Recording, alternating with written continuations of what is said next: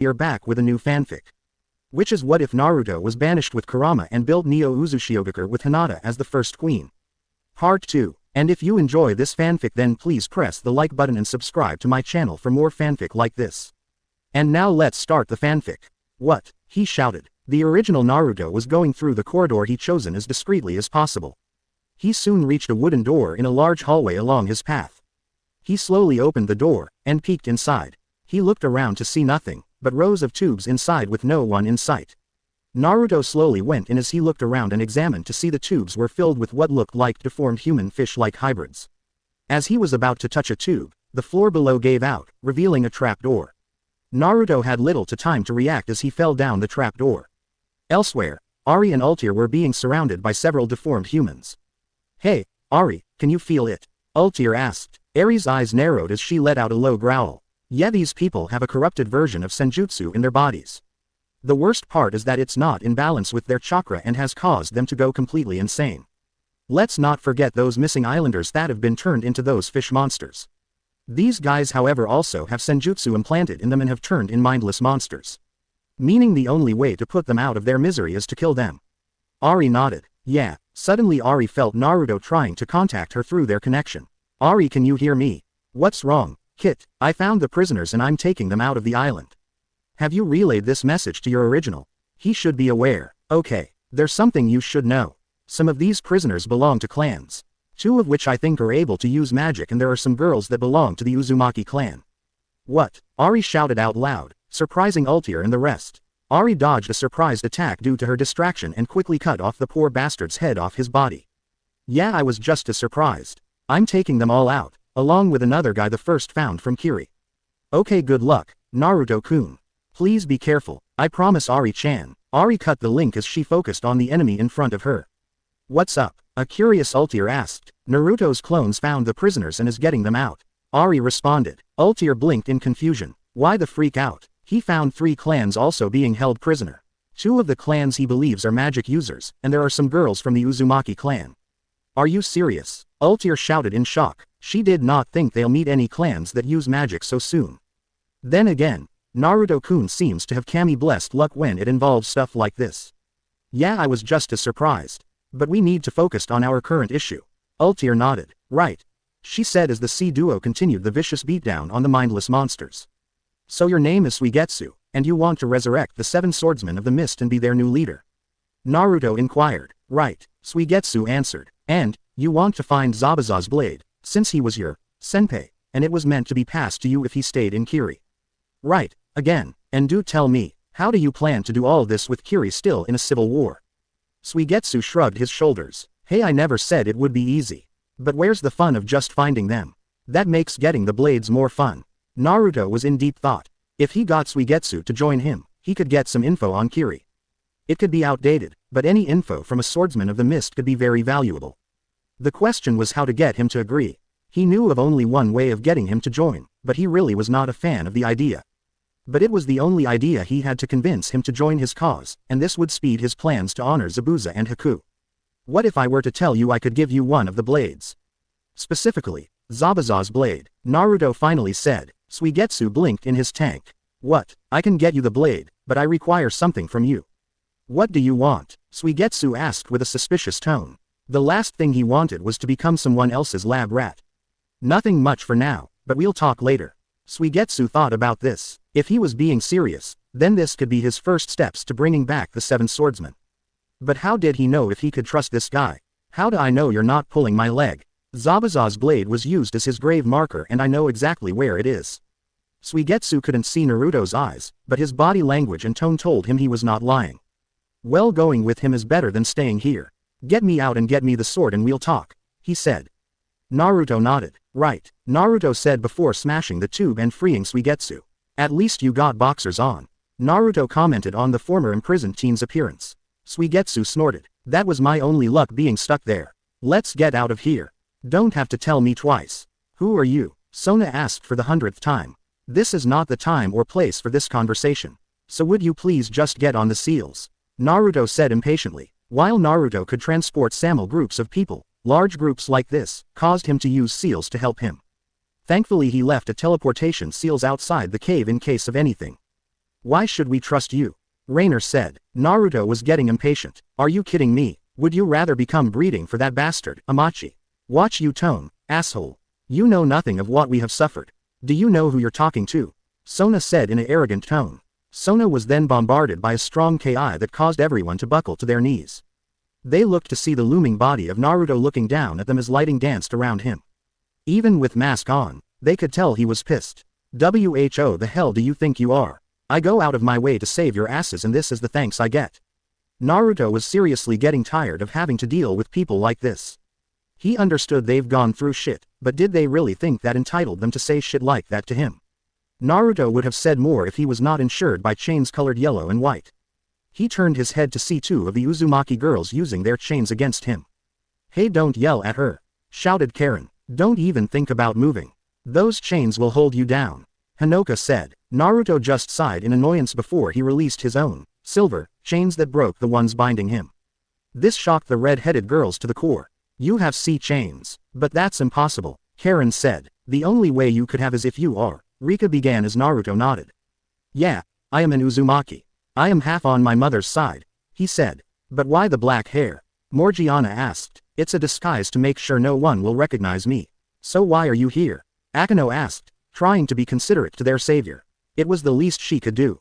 I came here to find the missing islanders and to discover more about Amachi's connection to Orochimaru. But you guys are taking my priority at the moment. Naruto then looked at them again. Now can you all please get on the seals? Sona and several others were still hesitant, but Serafal walked up to him. The two stared at one another in silence. Everyone watched the interaction with anticipation, wondering what will happen. I trust you, Serafal finally said with a smile. Everyone from the two clans looked shocked at her declaration. Nay-san, Sona said with disappointment. So-chan, if wasn't for, Serafal began before pausing. She blushed as she did not know what to call their savior. You can call me, Menma for now, Naruto said, noticing her dilemma. Serafal nodded in appreciation. If it weren't for Menma-kun, we would all still be in those cages. This is our only chance out of here. So let's take it, she said. I agree with the girl. I rather go with him than stay here, said one of the newly freed mermen. Sona and several others looked between Menma and the ones on the seal before finally sighing in defeat. All right, you win, Sona relented. Serafal smiled in appreciation. Naruto nodded everyone now on the seals. Let's go. That was the clone's last words as everyone was teleported out of the underground laboratory. I can't believe for such an obvious trap. The girls are never gonna let me live this down. Naruto stood up as two men fell down across from him. It was the one of the goons from earlier, and they were probably the ones tailing him yesterday. Looks like we have a catch.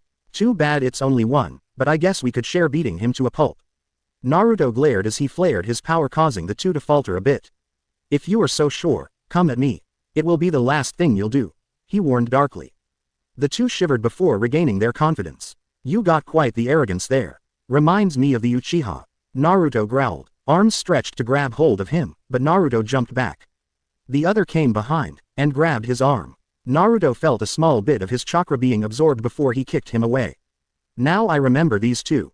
They were Kabuto's teammates in the Chunin exams. What were their names? Yoroi and Masumi, I think. Yoroi kept trying to grab him to siphon his chakra.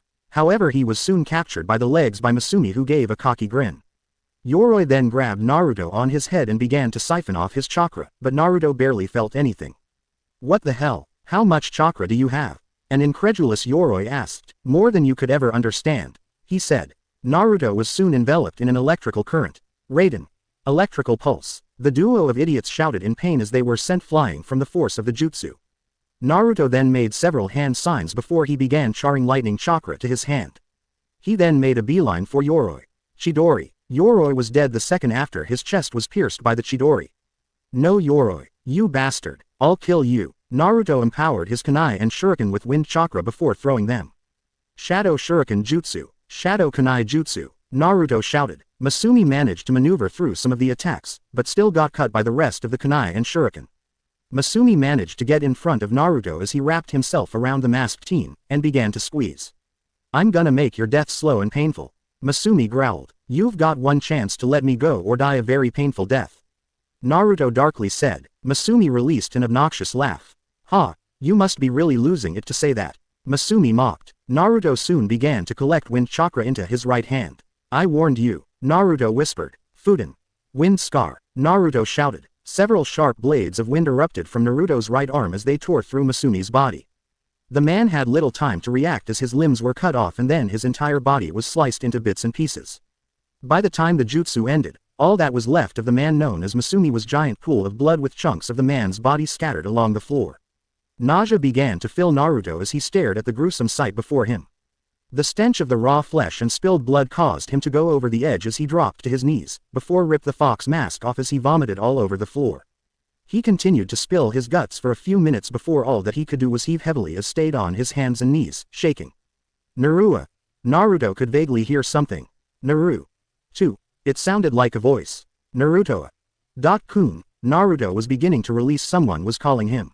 Naruto-kun. Naruto jumped as he recognized the voice. Ari-chan. Naruto-kun, are you okay? I don't know. What happened? I used the wind scar on an enemy. Single quote. I see. I can guess it left a gruesome for you to see. Why yeah. Naruto choked out. He soon felt a warmth filling his body. It was Ari's chakra. Ari thankfully leaves a portion of her chakra inside of Naruto in case of any emergency and she can manipulate it when necessary for Naruto. Naruto-kun, I know how traumatizing it can be. But you need to focus. Finish this mission, and then you can let yourself go. But please bury this for now. Naruto stayed quiet for a few seconds. He did not expect that much damage from his attack, even at low power. He was just planning to cut his limbs, not rip him to pieces. But was the alternative any better? What was he gonna do? Leave him on the floor without his limbs, or put him out of his misery?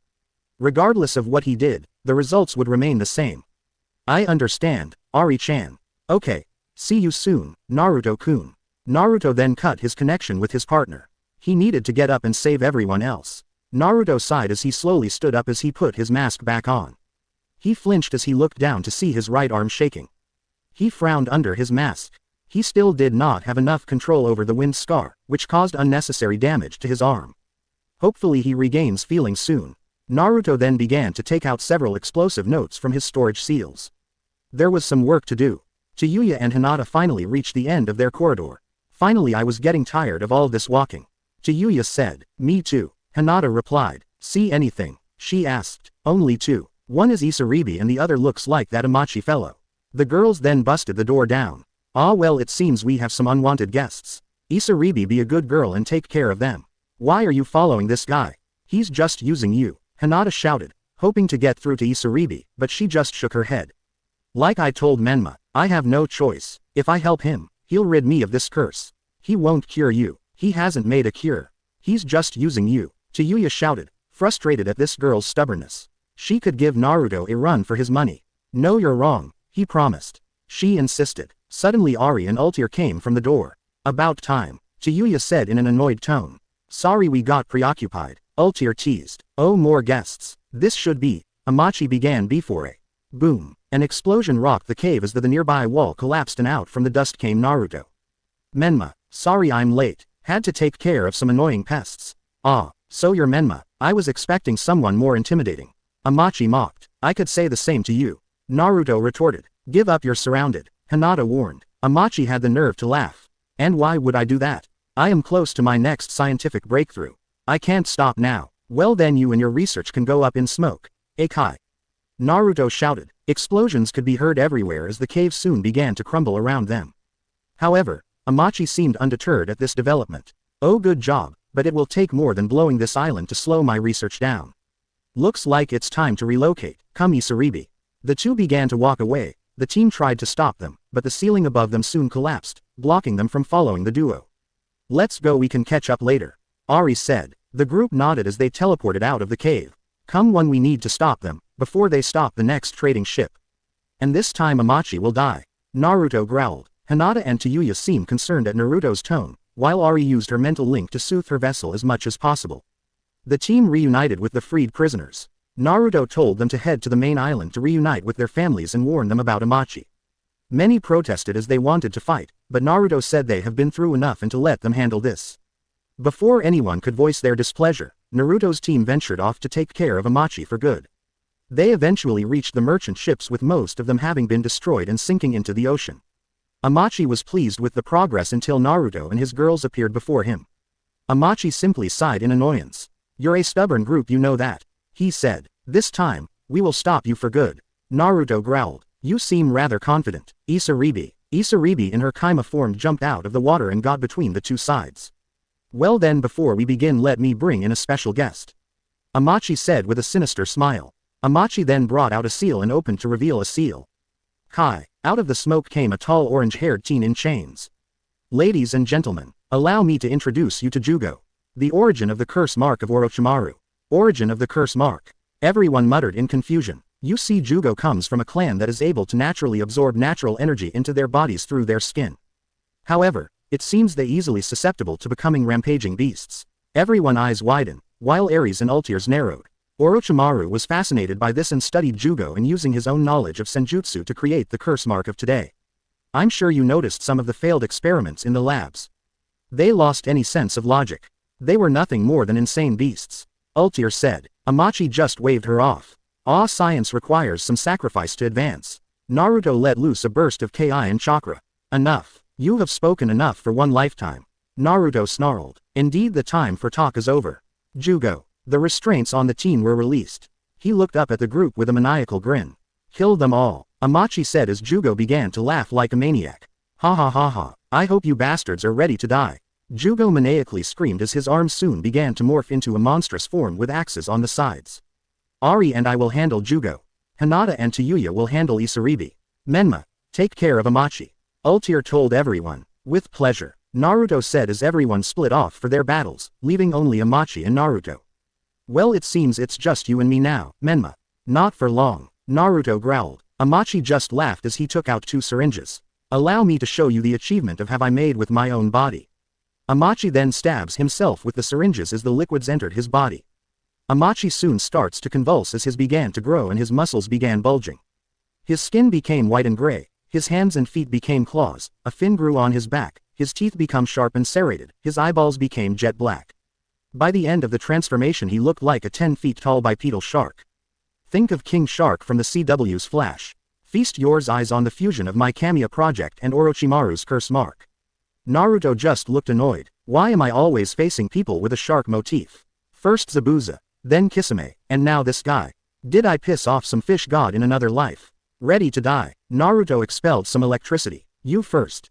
He challenged. Naruto then dashed in a burst of speed and landed a haymaker on the Amachi's face. But to his shock, Amachi barely registered the hit. I thought you would have more to offer, he said in a disappointed tone before reeling his fist back. This how you punch. Naruto barely managed to dodge as the shark's fist slammed into the floor of the ship and destroyed a good portion of the ground around them. Enhanced super strength. Reminds me of Tsunade. Suddenly he disappeared again and reappeared in front of Naruto. Naruto's eyes widened at the speed before he was hit the gut by the enlarged fist and was sent flying into the ocean. Naruto-kun, Hinata shouted in concern. It's over, he can't win. Isaribi said. She got 2 heavy glares and growls from Hinata and Tayuya. Quiet you, I'm not the one tied down by chains at the moment. The hot-headed redhead shouted. She then turned to see Hinata looking on in concern before placing an arm on her shoulder. Relax, Naruto can handle this, she reassured her. But he's all alone. He has us, and we'll help him when he needs it, but he handled that giant piece of sushi. Ari and Ultier already finished their fight and haven't done anything, because they know Naruto can handle this. Hinata nodded, but still looked on in concern. Naruto-kun is struggling, Ultier said. Relax, I know my kid can handle this, Ari said. Meanwhile, Naruto had still not risen from the ocean. Come on boy, don't tell me all those threats were for boasting. Amachi mocked. Suddenly several dragons of water appeared and made a beeline for Amachi. Is that all you can hit me with? Water dragons. Amachi slammed his fist into the water dragon and caused it to explode. However, Amachi noticed something was wrong. His concerns were confirmed when he saw a number of gashes and cuts on his arm and forearm.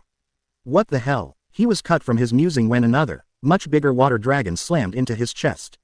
He could feel several gashes ripping his chest open as he slid across the water's surface. Before he could react, Naruto jumped out of the water with a sphere of chakra on his hand.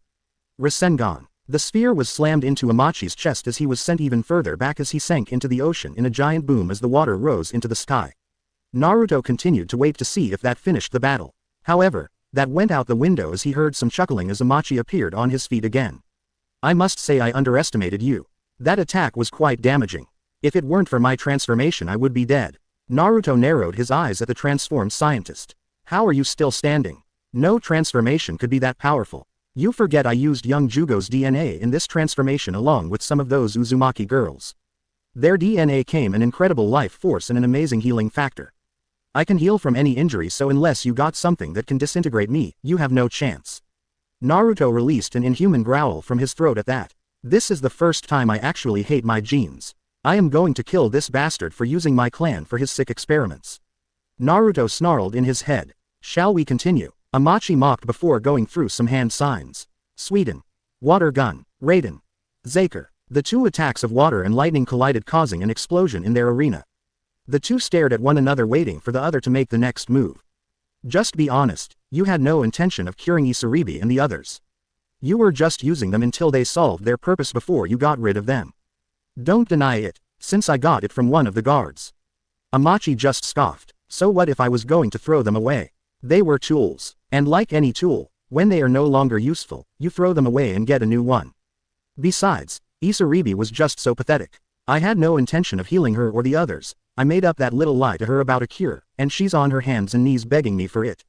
Saying she'll do anything to get the cure. I wished I let my partners have some fun with her before now, and at least she would have been useful one more time. But, oh well, we can't have everything, right? Isaribi was shell-shocked as she couldn't believe what she just heard. Everything I did was all a lie, she whispered in horror. Now then, let's get on with our battle. Amachi jumped into the water. Naruto looked around before Amachi came out and slashed Naruto on his back. Ah, Amachi jumped into the water again. Naruto tried to find him again, but he had cut across his chest for his efforts. This continued for several minutes as Naruto was cut and slashed again and again. Finally Amachi rose up as Naruto was bloody with several gashes all over his body and blood was oozing from the bottom of his mouth and down his mask, and the left eye piece of the mask was ripped off, revealing his eye. Amachi looked interested at what he was seeing. Well, this is interesting. You're an Uchiha, Amachi hummed. Your point, Naruto snapped. I thought all of you were killed off years ago. Reports have been greatly exaggerated. Well, this is interesting. First I meet that Uchiha with Orochimaru and now I meet you. So Sasuke and Orochimaru were here. Oh well, less trouble for us. Now then, I've had some fun, but it's time to kill you. Amachi dashed at Naruto with his clawed hands extended to pierce his chest. Suddenly, a wall of water appeared in front of Naruto. Like that will stop me, Amachi said. Amachi pierced the wall and went right through Naruto. Ha, I win, brat, Amachi shouted in a gleeful tone. However, Amachi's victory was short-lived as he could tell something was wrong as Naruto just smiled before turning into electricity. Ah, Amachi grunted as his entire body was enveloped in electricity. A lightning shadow clone, Amachi said in shock. Suddenly several clones jumped out of the water as they held onto him. Then another Naruto came out with his hand soon becoming coated in lightning. Chidori, he stabbed Amachi in his lower abdomen. Naruto then jumped before making a seal with one hand. Kai. Then all of the clones glowed before they all exploded in an electrical flash on Amachi. The deformed Sharkman was sent flying back from the explosion.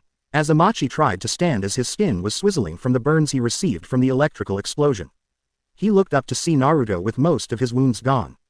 How are you healed? Amachi said in shock. Naruto just smirked under his mask. Thank my mother's side of the family along with some special gifts I have. Naruto teased. Amachi just growled. That won't be enough to stop me, boy, as he stood up. Naruto noticed there was still a noticeable hole where Amachi was pierced with the Chidori. Naruto examined Amachi's body as he saw electrical currents still going around his body. This gives Naruto an idea. Raiden. Zakuruga. The beam was similar to a regular Zaker, but it was condensed into a spiral beam.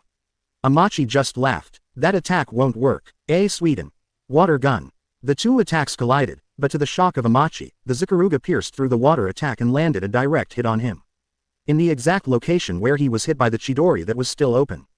He then felt surging pain as he felt his insides get electrocuted as the attack went through his body and then out of it. Amachi fell to his hands and knees. Even with the healing factor, he could feel the damage was significant enough to take some time to recover. He looked down to his lower abdomen to see the gaping hole still present. He also noticed electricity still going through him. Why am I still in pain with electricity? He muttered to himself. Then he remembered something about the explosion. Wait, the clones. Naruto smirked. That's right. The clones were charged with electricity when they went off. I hoped that you being soaked with water would increase the damage due to water being a huge conductor for lightning. But when it didn't do enough damage, I noticed some electricity remained and decided to use it to my advantage. The Zakuruga is a lot stronger than a regular one, and is able to absorb electricity to make itself stronger. Amachi growled, you planned this from the get-go. Charge me with electricity to get your attack to get stronger as it went through, damaging internally and externally.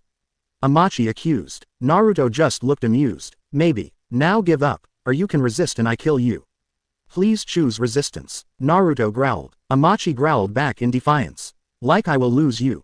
I still have my last trump card. Come Yumibozu. Suddenly a giant blob of water came up from below Naruto. What the fu? Naruto was cut off as he enveloped by the blob. Naruto-kun. Hinata shouted in worry. What the hell is that?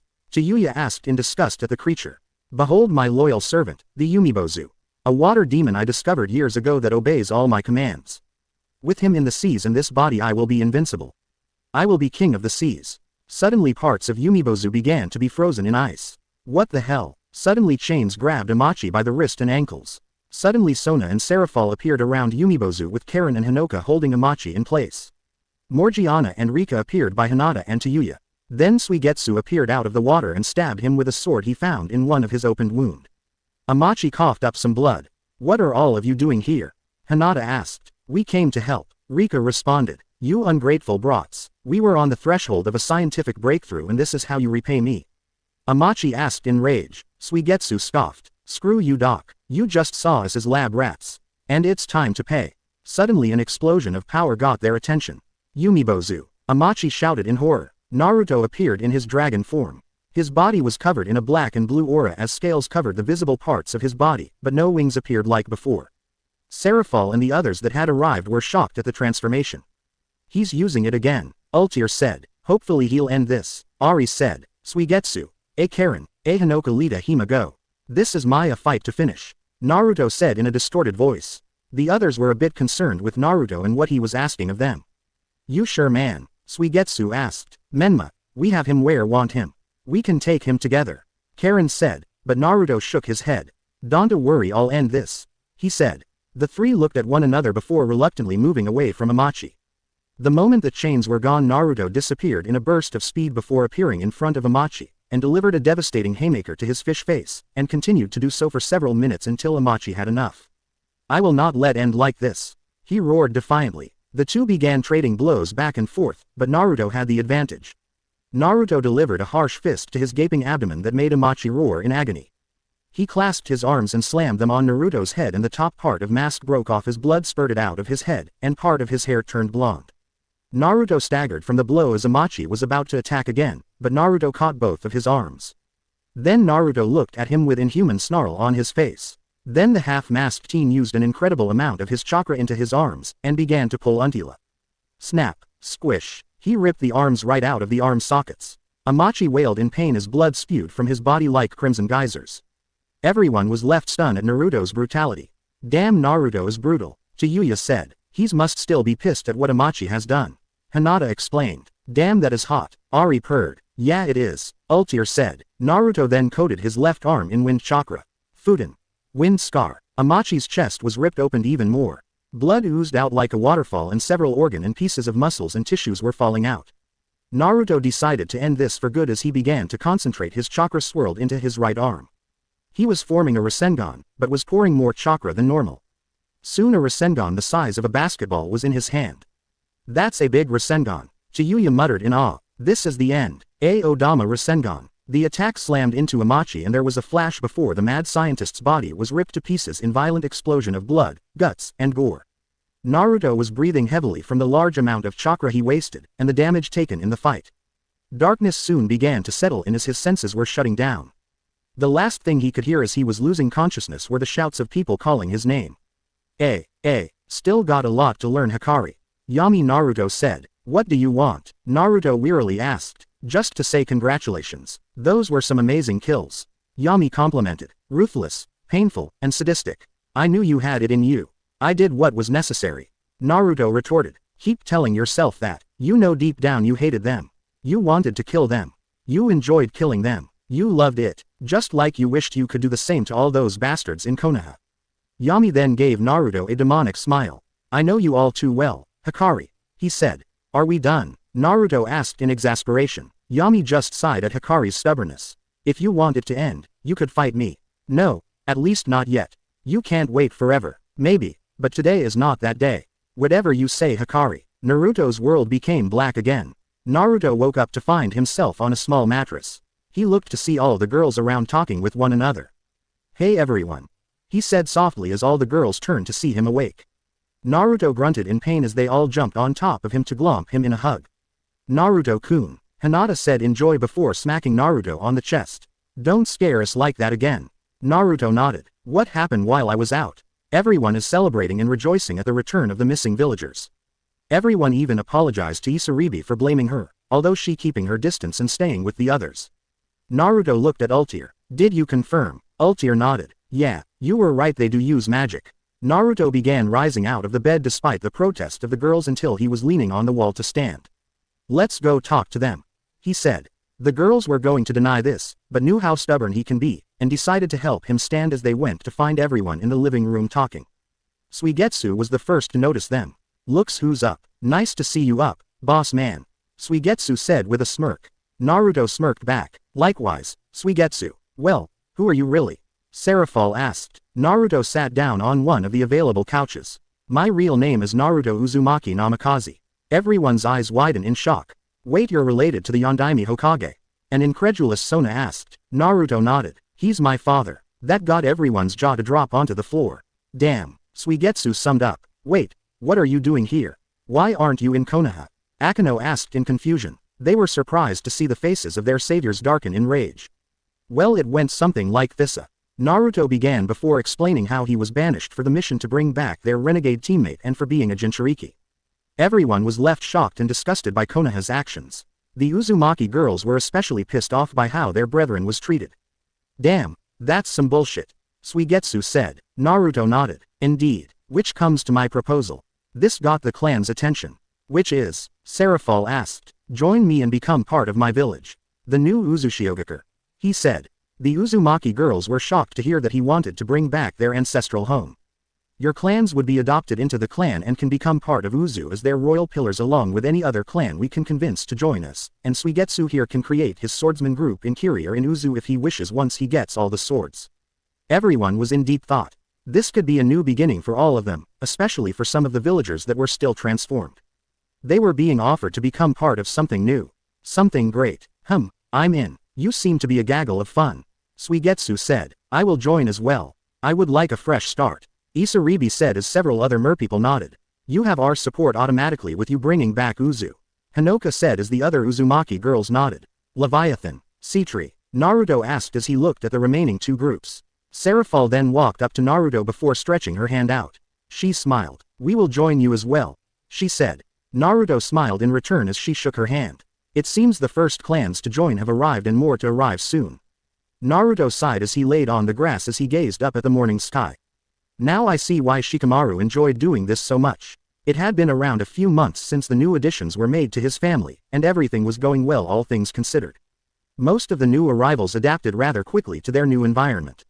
The mutated merpeople were welcomed with open arms by the land of waves. Since they couldn't reverse the transformations completely, Naruto suggested should make the most out of them. They easily became the best fishermen for the country and could easily travel to Uzu in minutes. Some of the ladies were easily taken to many of them. Isaribi was also adjusting to the new life. However, she didn't want to be just a simple civilian.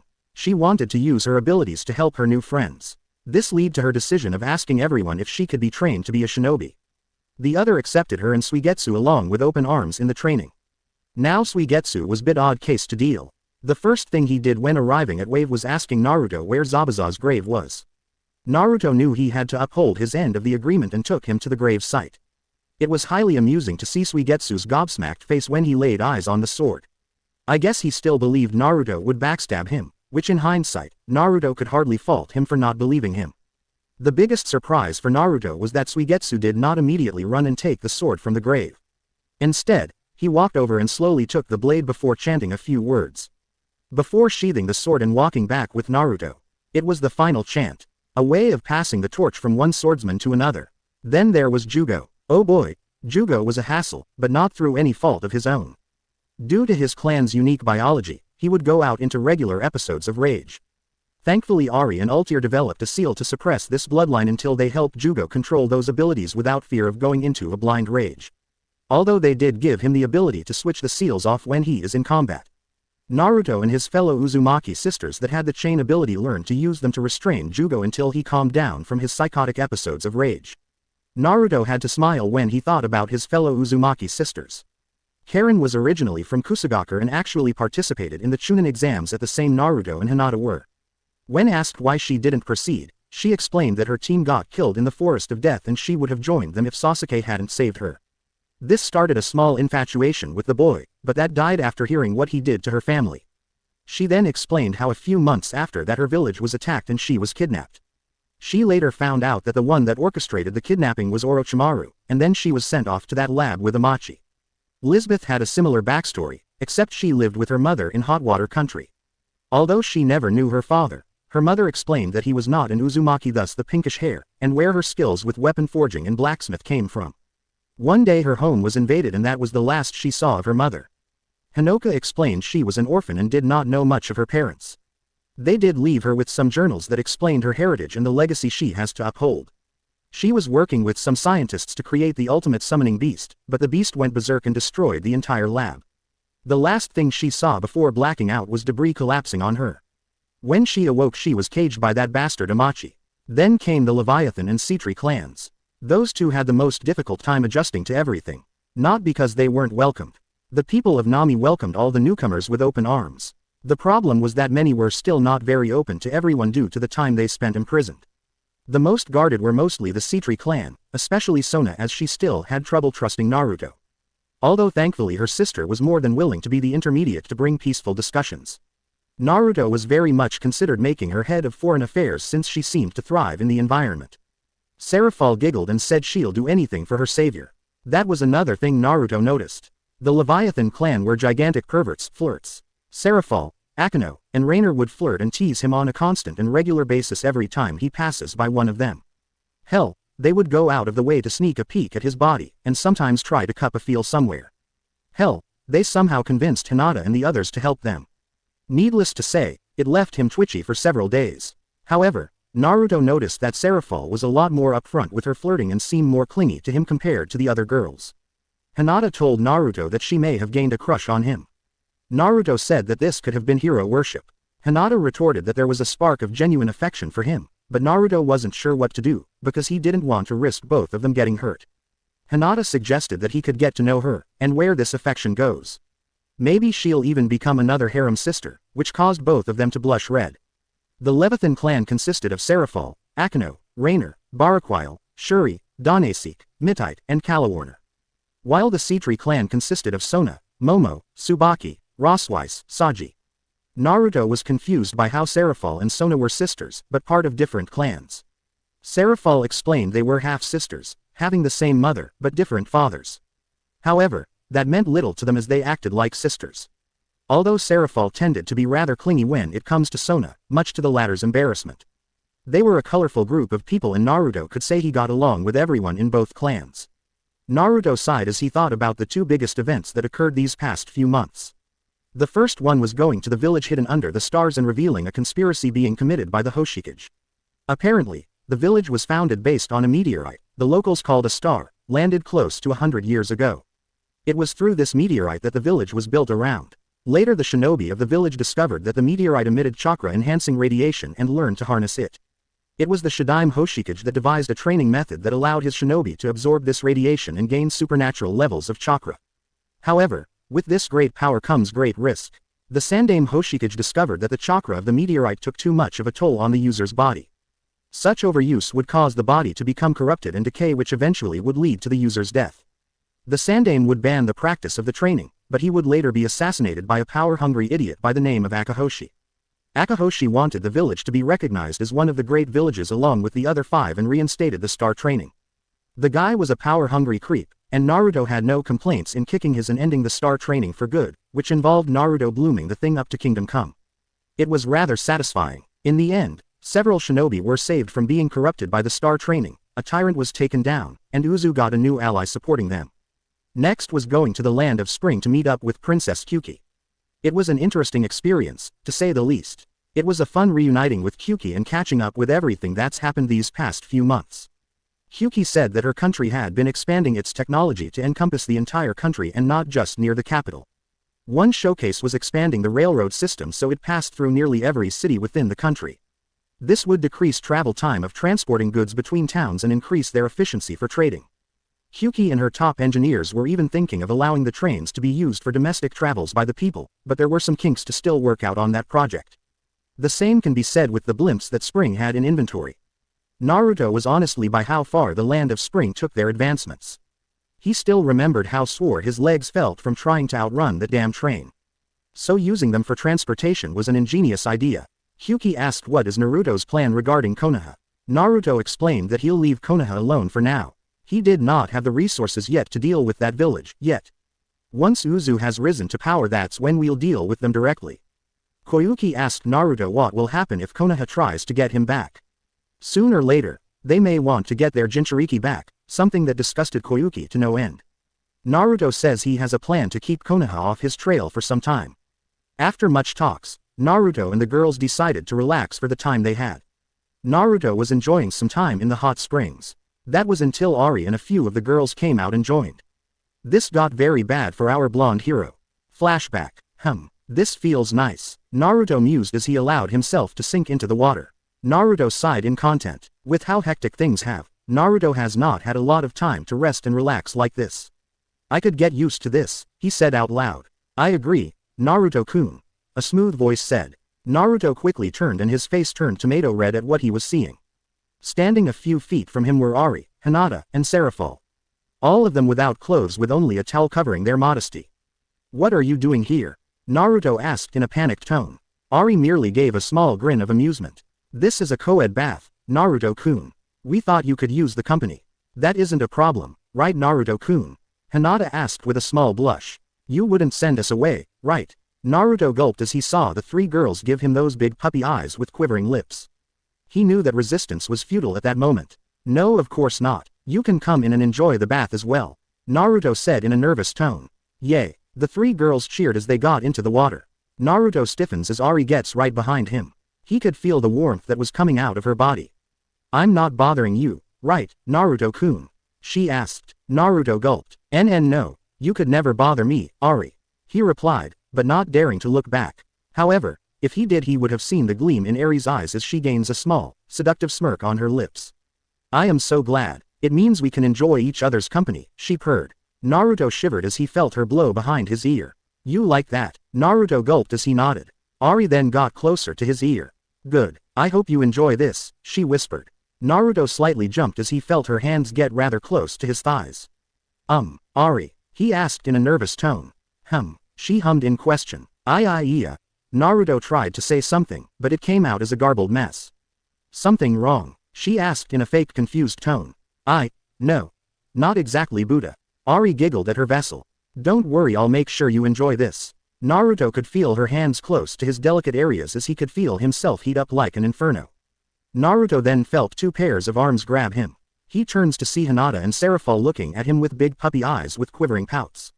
Naruto-kun, we're here too, Hinata said. It's rude not to pay attention to us, Seraphol said.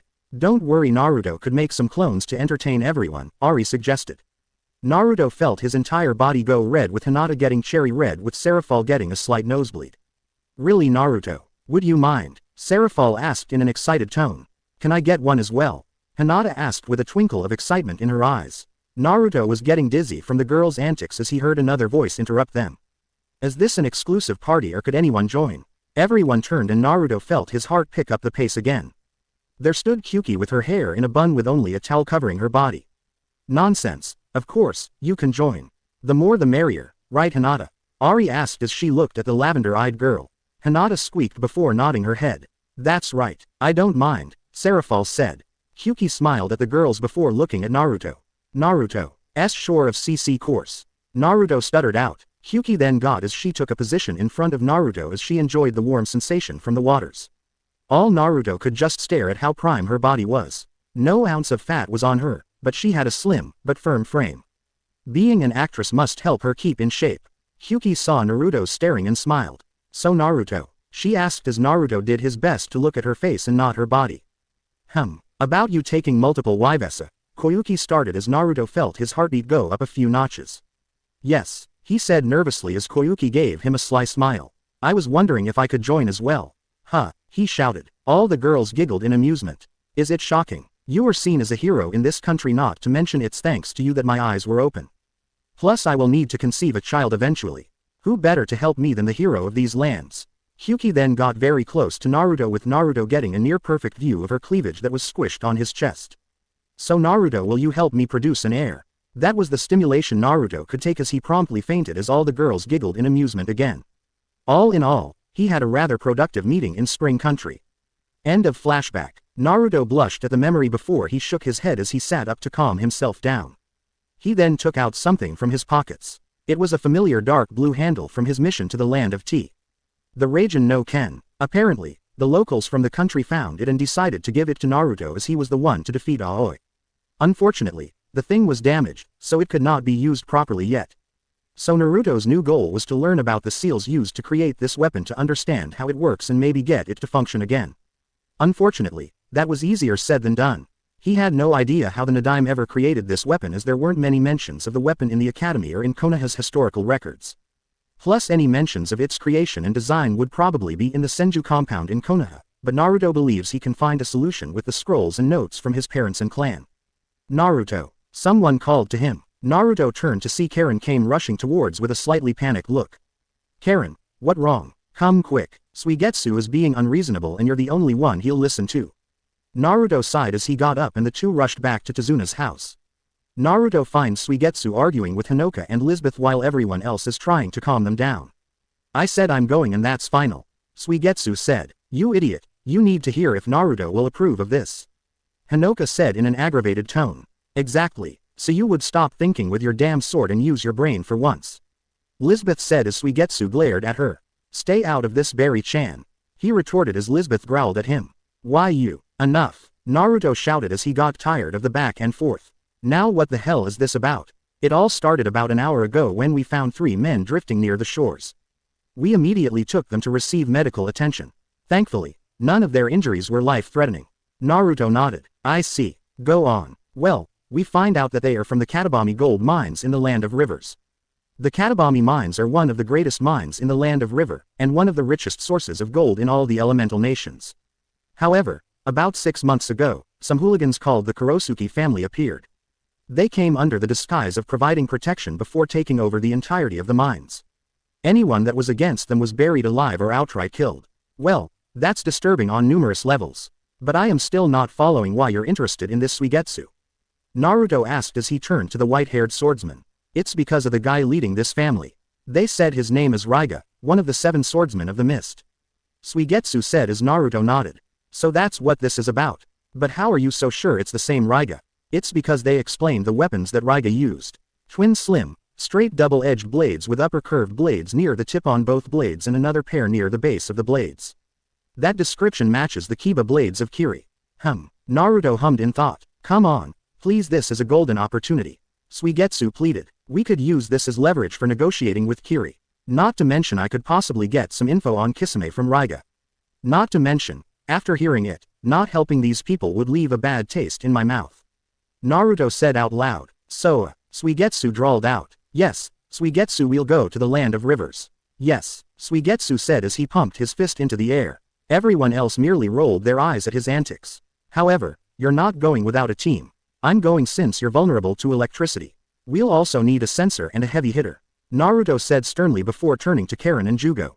Karen, you and Jugo are coming with us. Naruto said in a firm tone. What? Several people shouted. Are you sure? Jugo said in an uncertain tone. He didn't think he was ready for an actual mission yet. Naruto nodded. Yeah, everyone is currently busy. Plus it would be good to shake the team dynamics a bit. Naruto then turned to his furry partner. Ari, are you coming? He asked in a curious tone, but the fox lady shook her head. Unfortunately, no, I want to see how far you can go without my help. Nothing personal, Naruto-kun. But I want to see what you're capable of. Naruto nodded. All right. Naruto then turned to his teammates for this mission. Get ready for a long trip, guys. Road to the Land of Rivers. It was a few days later that the 3 men were healthy enough to escort them back to their country. The trip was going to take a few days, but Rokusuke was adamant of getting back home as soon as possible to save someone by the name of Kanpachi who was buried alive when they left. Unfortunately, the man was probably dead at this point without any food or water. As they managed to get near a cliff connect to the mines, they decided to stop at a local curry shop. "Welcome travelers, how may I help you?" the old cook asked. "We were hoping if we could stay for the night. We will pay you handsomely," Naruto said politely. "Are you shinobi?" she asked as Naruto nodded. "Yes, we are on a mission currently." "I see. Well, you are welcome to stay. Please sit down. I'll make some of my special curry of life. Kurashi, get a pot of curry ready," she shouted to the kitchen of the restaurant. "Hi grandma," shouted a voice back from the kitchen. Naruto nodded in appreciation. "Thank you." The group sat down to wait for their meals before planning out how they would infiltrate the mines. "So what's the plan?" Suigetsu quietly asked. "According to the three men, we'll just a jog from the mines. So we'll stay the night and then head early in the morning. Hopefully, we'll get some reconnaissance done, and from there plan out how we can take them out." "Agreed," his team said in unison. "Here you go, everyone," the old lady said as she and her grandson handled out the food. The food served wasa, a black-colored curry that was boiling.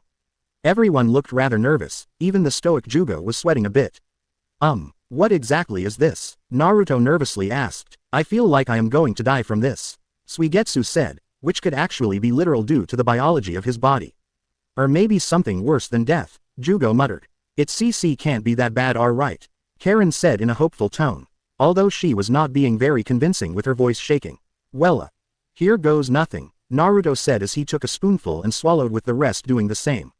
In an instant, all their faces went atomic red as their eyes popped out of their sockets. "Ga hhhhhhhhh," everyone shouted as they felt their bodies were literally on fire. "Good kami, that is hot," Naruto shouted. "Who the hell could stomach this?" Karen shrieked. Suigetsu looked like a boiling puddle of water, while Hyuga looked like he fainted from the curry. "Well, this was created. I met two shinobi that were training here for days. One of them collapsed near my doorstep and I tried everything to wake him up, but nothing worked.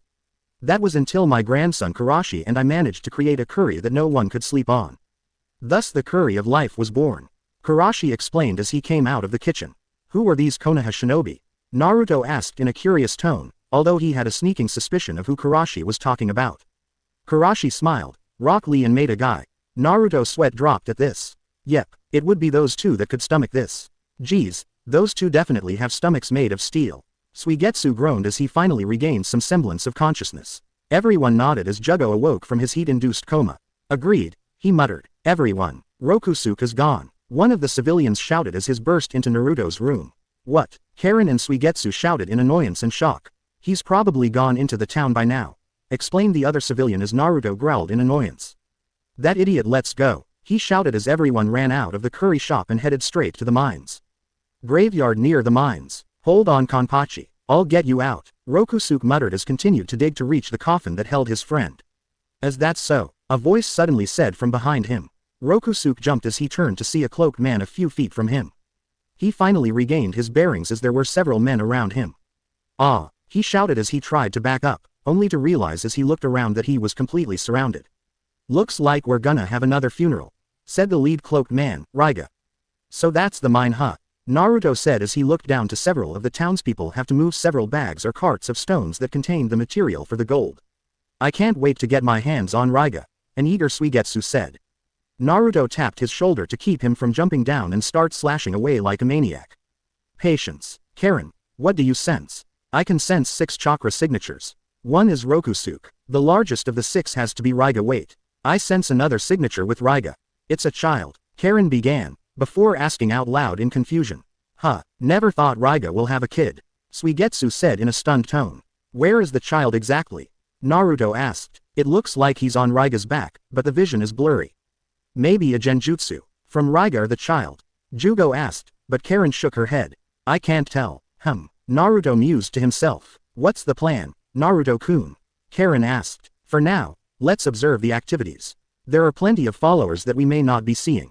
So let's move. There are 4 signatures close to the mines," a childish voice said from under the hood of the cloaked Ryga. "Are they strong?" he asked. "Very," the child confirmed. "I'll enjoy burying them," Ryga mused to himself as he moved into another location to greet his guests. "Move it, old man," shouted one of the cloaked men as one of the elderly workers fell to the ground. This is terrible, Jugo said with a frown on his face. Naruto, we've got to do something, Karen said as she wanted to jump in and save the wounded man. Naruto stayed silent as he watched the man get chastised by the cloaked man. Naruto, Karen shouted again. Naruto turned to look at her. I know, but we can't risk blowing our cover so easily. That would defeat the purpose of what we're doing, Naruto said in slight frustration before looking back down and growling as the cloaked man was kicking the old man. However, I dislike seeing an old man beating like that, so let's go. Naruto shouted as the four dashed down to the area below. Naruto quickly knocked the first goon out as it alerted the other four. What the hell, said another goon. Who the hell are you? Suddenly the remaining goons were quickly dispatched by Karen, Suigetsu, and Jugo. Good Kami, the injured old man shouted in shock at what he just saw. Karen then approached the old man. Sir, are you? Karen started as she stretched her arm out to help the old man before the man slapped her hand away. What have you done? Listen, you need to beat me so that I won't get punished. Wait, sir, Karen said before the man began punching himself in the face. Forget it, I'll just beat myself up. The old man was about to bash his face in with a stone if Naruto had not grabbed his outstretched arm before he landed the blow. Hold it, I know about the Kurosuke family. We are here to help. Naruto tried to explain, but the old man was not listening to him. Suddenly they all hear a bell go off. They all turn to the direction of the bell. A bell, Karen asked. What does that mean? Naruto asked as he looked at the man. The old man looked down in sadness as tears began to fall from his eyes. It means another funeral has occurred. Every time that damn bell rings, it means that someone else is going to be buried. Poor Rokusuke, he said in a depressed tone. Naruto narrowed his eyes as he summoned several clones. Take the old man somewhere safe. Let's go, everyone. Naruto moved to the Kurosuke household to end this for good. I remember Rokusuke. He was so happy when I first came here and took down the magistrate and removing all the taxes. He laughed so joyfully. He was truly happy seeing me. Ah, how I love funerals. They make me so nostalgic. Ryuga preached to his audience as they lowered the coffin down into the ground. Four are closing in, the child said. Ryuga merely smiled in anticipation. Hey, more people to bury. What do you sense, Karen? Naruto asked as they hid behind a few large rocks. Rokusuke is in the coffin. But I am getting a foggy vision of Ryuga and everyone else. Alright, move out, Naruto said as they all split off while Naruto dashed forward as he took out several smoke bombs. While Ryuga and his men were finishing burying the coffin were suddenly enveloped in black smoke. What? Intruders! Several of the men shouted as Ryuga disappeared. Naruto and his company easily dispatched of the minions with little difficulty. Karen used her sensory power to look for Ryuga but was shocked when something seemed to be blocking her. Damn it, she shouted in annoyance. Everyone looked at her in concern. Karen, what happened? I wasn't sure before, but I can tell that the kid with Ryuga or Ryuga himself is screwing with my sensory abilities, Karen said as that made the other three get tense as they couldn't rely on Karen to find the enemy in this fight. Maybe the kid he has a special bloodline, Naruto warned as the others nodded. Soon a huge mist began to cover the area the four are in. Be on guard everyone. Suddenly Naruto began to notice something. All of you get out of the way. The other had barely any time to move as lightning came down and struck Naruto. Up in his hiding spot, Ryuga chuckled. Another person to add to the funeral list. Wait, that one we hit is still alive. The child spoke. Ryuga looked to his cloaked back. What's that? Ryuga turned his attention back to the area below to see Naruto without any injuries. How the hell are you still standing let alone conscious? Ryuga shouted in shock. Naruto gave an amused chuckle under his mask. That's my secret and for you to figure it out. Naruto mocked as Ryuga growled in annoyance. Are all of you safe? Naruto asked using his telepathy magic. Hi, they all said. All right, stay in position. Using his Sharingan, he sees several enemies coming towards him. Naruto brings out two simple katanas as he charges them with lightning chakra. He charges at the enemies but he is shocked that his swords impacted a couple of boulders. Naruto was left dumbfounded. What the? Naruto jumped back and then detected another two enemies to the side. He wiped with his swords again, only to impact a tree. What's going on? Naruto, what's up? Suigetsu asked. This enemy is more dangerous than expected. Not only can they disrupt sensors, and put people in illusions that not even Dujutsus can detect or dispel. What? Everyone on his team shouted in shock. Damn, that is a broken bloodline. Suigetsu said. Naruto, any ideas? Here's the plan. Naruto then began explaining his plan to everyone. One in the middle, another to the left, another to the right, one on the bottom cliff. The last one is on the middle cliff. The child said as Ryuga nodded. Can't have funerals for all of them. So I will have to make sure there is no trace of them left. Ryuga said as he nodded to himself. Fuden. Whirlwind. A giant breeze blows through the mist, clearing the view for Naruto to see Ryuga on top of the cliff. What? Ryuga shouted in shock as Naruto stood there with an unimpressed look under his mask. You're gonna have to better than that, Ryuga. Ryuga blinked before he hummed in amusement. So you know who I am. Well, this will make things all the more enjoyable once I bury you. Ryuga dashed downward in a burst of speed as his blades were coated in lightning. Naruto coated his own blades with the wind as the blades collided. Wind and lightning expelled everywhere. Ho, I see you're a sword wielder. Tell me your name, Ryuga said with an amused tone. Menma Uzukas. Naruto grunted as held his position against Ryuga, who smiled when he told him his name. Ryuga got a giant grin on his face. Oh, that's a good name. I'll remember it when I have your funeral, Ryuga said in an excited tone. As that's so, Ryuga, former member of the Seven Swordsmen of the Mist. Ryuga glared at Naruto. Don't remind me of those dark days. Naruto scoffed. Too bad. I want answers and you're the only one I can get them from. Like hell, Ryuga said as he applied more pressure that Naruto easily returned. The two moved back to give themselves some space for their next attack. Raiden. Lightning Ball. Ryuga shouted as he fired off his attack. Naruto channeled wind chakra into his blades that became mini whirlwinds around the blades. Fuden. A wind blades. Naruto shouted as he launched several blades of wind chakra. The two attacks collided, causing a minor explosion. The two ninja dashed forward. Naruto tried a cross slash, but Ryuga jumped into the air as he performed a double downward slash. Naruto managed to block it, but the sheer force caused the ground beneath him to crack and led to Naruto stumbling a bit.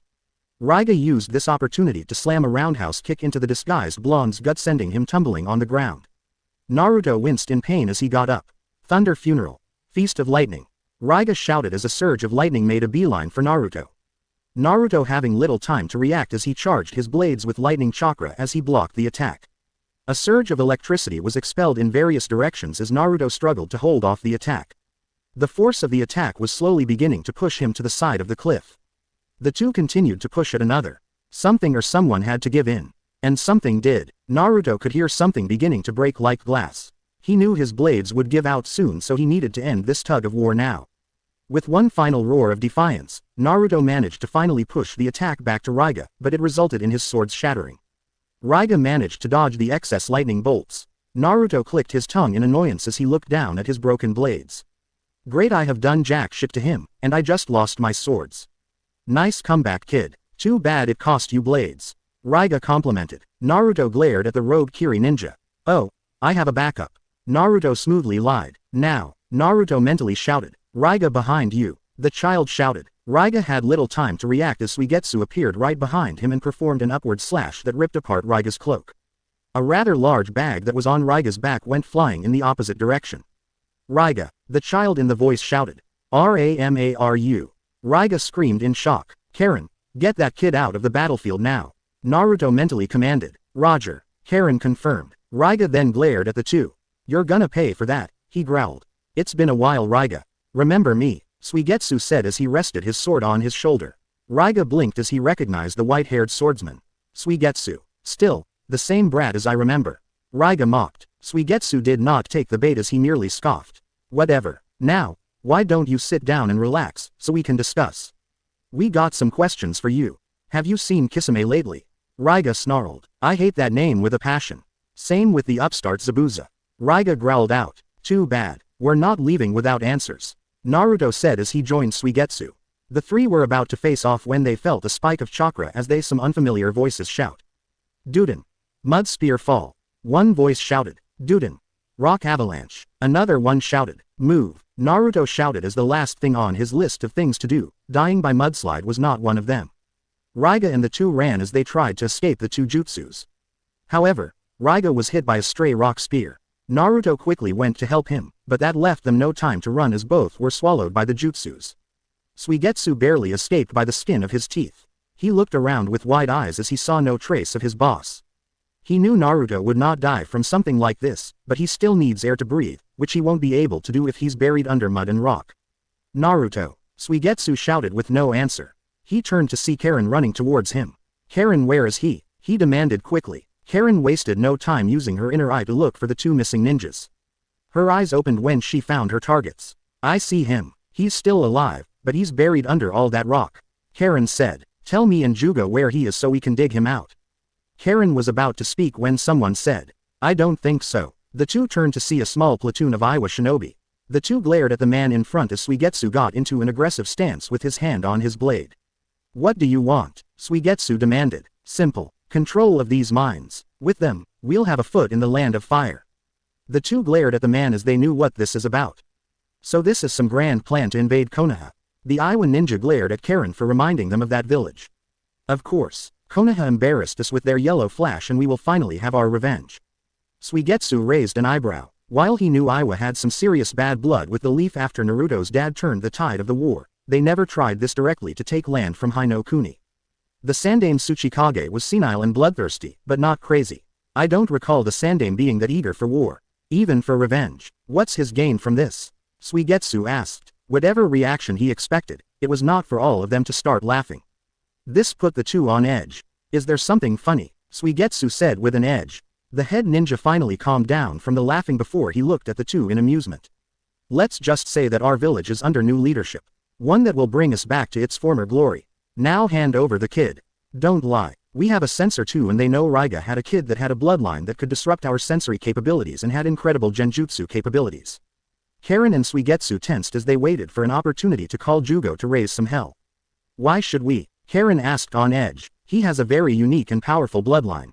We could use it in our ranks. The man said like it was the simplest thing in the world. Over our dead bodies, Karen said defiantly. Iwa ninja all looked unimpressed by Karen's bold stance. Pity. Well, the girl looks like an Uzumaki.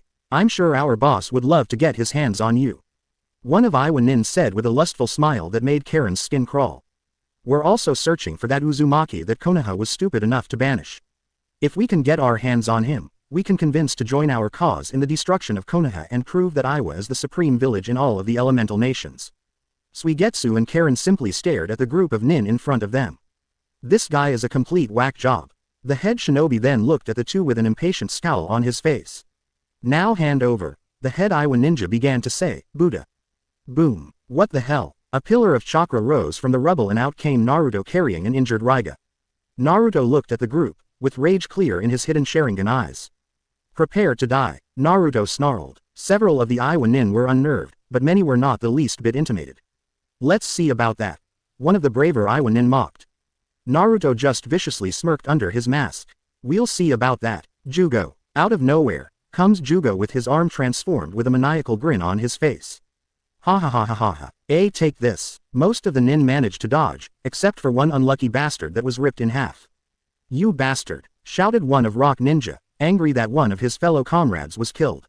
Several of the men went through some hand signs, Doden, Earth Dragon Bullet. They shouted as their jutsu combined to make an enormous dragon made of rock and mud. Naruto glared back at the dragon. Raiden. Zukuruga. Naruto countered as he fired his spiral beam that ripped through the Earth Dragon Bullet and pierced the lead user in an instant.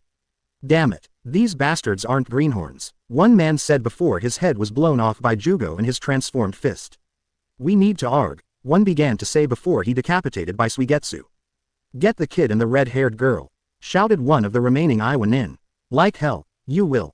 Karen shouted as chains erupted from her back and went straight for the enemies. One managed to dodge, but the other was unable to dodge as he was hit with a crystal ball before he was pierced with Karen's chakra chain. Everyone turned to see Ultir standing a few feet from everyone. Nice timing Ultir. Naruto cheered as Ultir giggled. Thank you. Everyone then turned to the last remaining Iwa nin, who was sweating profusely. Shit, I need to get out of here. The man said as he turned only to see Naruto in front of him. Boo. The last thing the Iwa nin saw was a fist slamming into his face and knocking him out. Ryga. Everyone turned to see Renmara kneeling near a mortally injured Ryga. Gomen. Renmara. This is the end for me. Ryga said weakly as Renmara had tears in his eyes. You can't die. Please don't leave me. He pleaded. Ryga rose his hand and patted his head. Don't worry so much. You'll be fine. Ryga then turned to see Naruto approaching him. He coughed up some blood before looking at Naruto. Can I ask you for a favor? He asked weakly. Naruto kneeled closer to Ryga to hear his last request. What is it? Ryga coughed. Can you look after Renmara for me? He pleaded as Naruto looked at the crying child before he looked back at Ryga. Naruto nodded. You have my word. Also, to answer your question from before, I have no idea where the bastard Kisame is at. Haven't heard anything about that fish bastard after he left the village. Naruto sighed. A dead end. Oh well, but I want to give you something. Naruto looked up and was shocked as Raiga weakly lifted his blades to Naruto. Take my blades. Naruto continued to look in shock at Raiga while the others were just as stunned. Was he really going to get another set of blades of Kiri this easily? Are you sure? He asked as Raiga nodded. Yeah, I kinda destroyed yours, right? I feel it only appropriate you take it. And I trust you more than this white-haired bastard. Raiga weakly mocked as he looked at Suigetsu. Screw you, asshole, Suigetsu retorted although it did not have a lot of bite. Naruto slowly took the blades in his hands before looking back at Raiga. I will take them and treat them with honor, Raiga. Naruto promised in a resolute tone. Raiga nodded as he gave one last weak smile. Good. Those were the last words Raiga spoke as he finally passed on. Raiga, Renmara cried as he sobbed into the chest of the now deceased swordsman. The rest remained quiet in respect to his passing. After several minutes, Naruto got up and walked over the still unconscious Iwa Nin. Ultir, I want you to help me manipulate this guy's memory, Naruto said as he glared at the Iwa shinobi. Ultir curiously tilted her head. What would you like to replace it with? Naruto then explained what his plan entailed for Iwa, Konoha, Akatsuki, and the rest of the elemental nations. After the explanation, Ultir had to giggle a bit before she removed his mask and gave Naruto a quick kiss to the lips. A devious plan, my future husband. I approve. Naruto blushed before hiding his face under the mask again. The group would leave a few days later after giving Raiga a proper burial. Renmara decided to go with Naruto and company as he had nothing keeping him in the land of rivers. The locals were eternally grateful and their daimyo was willing to form an alliance to keep in touch. Quite the successful mission all things considered. Well, you guys had one hell of an adventure. Tsunami commented as she and the other girls listened to the team's retelling of the events. Renmara and Inari were playing outside the house. Yes, we did, Karen said with the other nodded. Well, at least you got something out of this, Ari said as Naruto unsealed the Kiba blades as he held the two in his hands. He could appreciate the master craftsmanship that was dedicated to creating these blades. Yeah, though it will take some time getting used to these. Before anyone could say anything, the door was slammed open. Oi Naruto ni, Inari shouted as he burst into the house. Naruto asked what's up. I just got a message from Grandpa. He wants you to head to Uzu as soon as possible. He said he found something you should look into. Naruto nodded as he got up. Alright, let's go. Everyone quickly made it to the main island. They traveled to one of the sacred temples located in Uzu to find Tazuna waiting outside. So what's up? Naruto asked as he walked to Tazuna's side. Tazuna grunted. Come inside and you can see for yourself. When everyone looked into the shrine as they saw much progress had been accomplished in the restoration of the interiors. However, they quickly noticed something off. There was a stone pedestal mounted onto the wall. The odd thing was the wall itself. It almost looked like a door. Naruto looked at Tazuna. A secret passage. The bridge builder shrugged his shoulders.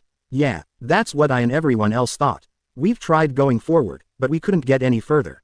It looks like it needs a blood offering, but even with Hinoka and Lisbeth, nothing happened. So I was hoping you had the magic touch. Naruto then walks forward to the pestle. Here goes nothing, he muttered as took out a kunai and sliced his wrist over the stone bowl below. For a few seconds, nothing happened, before a low rumbling could be heard as the pestle and the wall glowed a bright white. Everyone then saw as the wall was split in the middle as it opens inwards revealing a passage with a flight of stairs going down. Well, this got more interesting, Naruto said.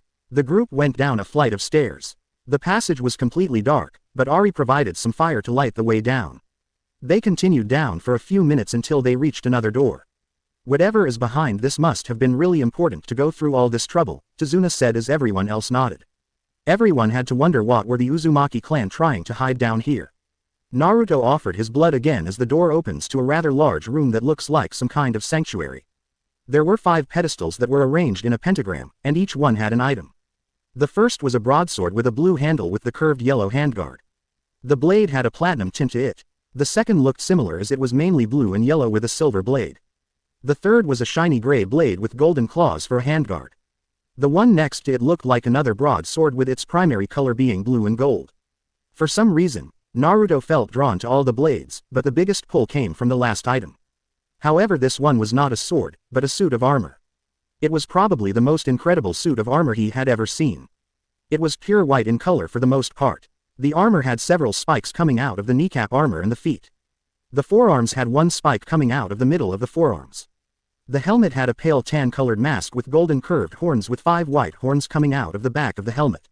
Naruto felt a great pull coming from the armor. Like it was calling to him. What is this? Naruto asked in wonder as he continued to stare at the armor.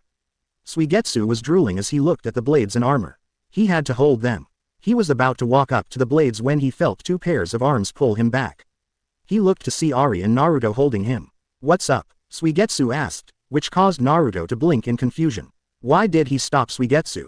It was like he felt compelled to stop Suigetsu from getting closer to the items in front of them. I would advise you, Suigetsu, that you not to touch those items, especially that armor, unless you want to be vaporized. Everyone looked at Ari as she is rarely this serious, and the way she looked at the items. She looks as if she's seen them before, or at least she knew about them. Ari-chan, do you know something about these blades and the armor? Naruto asked. Ari nodded. Yes, I have. I just can't believe it. They all still exist. I thought they were all destroyed when Uzu fell. Ari, what are they? Naruto asked as Ari sighed before looking at the blades. The blades in order are Excalibur, Caliburn, Ascalon, and Durandal. These are the celestial blades of Uzu. You can say they are the precursor to the blades used in Kiri. What? Everyone shouted. You're saying Uzu was the inspiration for Kiri to create the blades that are currently used by members of the Seven Swordsmen of the Mist? Ari nodded. That's correct. Suigetsu just continued to stand there as he recovered from the mind-blowing revelation. These blades must be something special then, Tazuna commented as he remembered his close encounter with Zabuza's blade. The blades are very powerful and nearly indestructible, so no ordinary can stand up to them. All were created using special chakra-conducted metal. This means you can channel your chakra into the blades and it increases their cutting and piercing power. Not to mention, by using the blade, you can naturally manipulate your elemental affinities with ease. It's said only the Uzukage was found worthy of wielding the blades. With just one blade, you can level an entire army with ease. Control all four, and you can have an entire village bow to you. Holy shit, everyone shouted. They never thought they would find something this powerful in a hidden under Uzu. Wait, if all that is true, how come we have never heard of it? Suigetsu asked. If something this power existed, why had none of the other villages mentioned these blades? The Uzukage would rarely use the blades, Suigetsu. They were only to be used for dire times for the village, such as an invasion or war. Besides, not every Uzukage could wield the blades. If Garp could wield the blades, I guarantee that Uzu may still be standing today. Ari, what about the armor? Naruto asked. If the blades were this strong, then the armor was something else. Ari shivered as she looked at the armor, something everyone noticed. She gulped before she began. This is the white armor of Inferno. It was worn by Naruto Uzumaki, the first Uzukage. The power of this armor surpasses even the four blades. Whoever wears the armor could single-handedly take a village down on their own. If that person also had the four blades at their disposal along with the blades of the Inferno, then nothing in the elemental nations could challenge you, except for the Biju. Everyone's eyes were very close to popping out of their heads. Good Kami, the Uzumaki were a frightening bunch, which just makes their defeat all the more surprising. There must have been something else going on during the invasion. Everyone paused as they heard some snaps and cracks from somewhere. They all turned to the source and were understandably terrified. The source of the noise was none other than the Inferno armor. Somehow the armor got out of its pedestal as it began walking towards the group. Everyone was frozen in absolute fear at seeing the armor moving towards them. Ari looked at where it was heading. It was heading towards Naruto. Realizing what the armor wanted, she quickly got behind Naruto and began pushing forward. Ari, what the are you doing? He whispered. Naruto, you're going to have to trust me. The armor wants you. Oh, so I am going to be sacrificial lamb. Ari shook her head. I promise that won't happen. Naruto looked at her for a few seconds before reluctantly looking at the armor as he began to walk forward. Everyone was whispering for him to stop, but he ignores them as walks forward as he and the armor stop as they meet in the center of the room. What do you want? Naruto finally asked. The empty holes of the armor began glowing an eerie white as he heard a voice begin speaking to him. You are the one at long last. I have been waiting for you, my liege. Far off location in the land of Earth. In a forest miles away from the village hidden in the stones, a young kunoichi can be seen walking through the forest area. She looked rather injuries with several cuts and bruises all over her body. The young girl was holding onto something in her hand. She stopped as she looked at the item in her hand. An Iwa headband with a red sash. Water began falling on the metal piece of the headband. The girl gasps as she realized she was crying. The kunoichi wiped her eyes as she glared at the headband. She growled as she crushed the headband before dropping it to the ground. She then ripped some portions of their clothing before throwing them into the ground as well.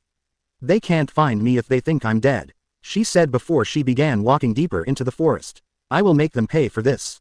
Killing my grandfather, my father, my family. I will make them pay. She swore to herself, I will bring Iowa back to its true glory, were her last words as she disappeared into the shadows of the forest. Tsuchikage's office, Iwagakure. That is my report, sir, said a familiar Iowa shinobi from the land of rivers. The Tsuchikage hummed in thought.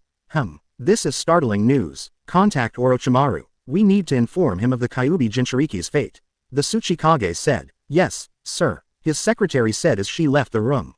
The Tsuchikage then turned to his bowing subordinate. He stood up as he walked towards the kneeling shinobi. He then places a hand on his shoulder. You have brought me some valuable information, Gaku-san. Gaku bowed his head in appreciation. Thank you, Ga. Gaku began to say but coughed out some blood as he looked down to see a bloody stone spear going through the center of his chest. He looked up to see the impassive face of his leader.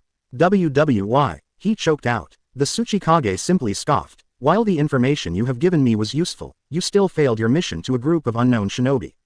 One of them possibly being an Uzumaki.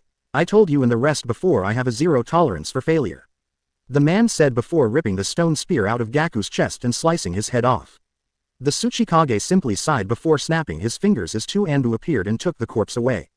He then sits back as he looks down at the village. So much potential but completely wasted. Not one, but two Uzumaki were lost. Such a shame, they have been such wonderful tools. I'm sure my captives would have loved to have met more of their extended family. I would have especially loved to see your face, Namikaze. To see the village you crippled, now have your son to use however they want. All because the village you gave your life for, can't tell a child from a biju. It's almost comical. Speaking of Jinchuriki, I better keep those two on a tight leash, lest they try to escape once they hear the news. The man then smiled. I wondered how you'll take the news, Konoha. Knowing that your Jinchuriki is now gone forever, and nothing to protect you now. Your days are numbered and I can't wait to see you all burn.